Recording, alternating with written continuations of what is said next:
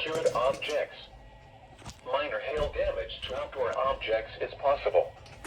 Locations and the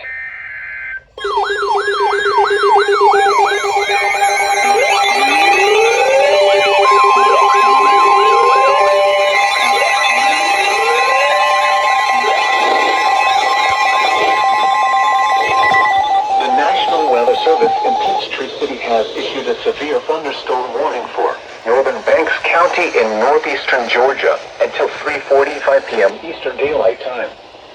At 3:11 p.m. Eastern Daylight Time, a severe thunderstorm was located near Gillsville, or near Homer, moving northeast at 20 miles per hour.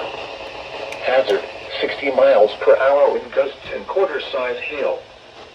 Source, radar indicated. Impact, hail damage to vehicles is expected. Expect wind damage to roofs, siding, and trees. Locations impacted include Homer, Lula, Pinefield Crossroads, and Hollingsworth. Remain alert for a possible tornado. Tornadoes can develop quickly from severe thunderstorms. If you spot a tornado, go at once into the basement or small central room in a sturdy structure. For your protection, move to an interior room on the lowest floor of a building.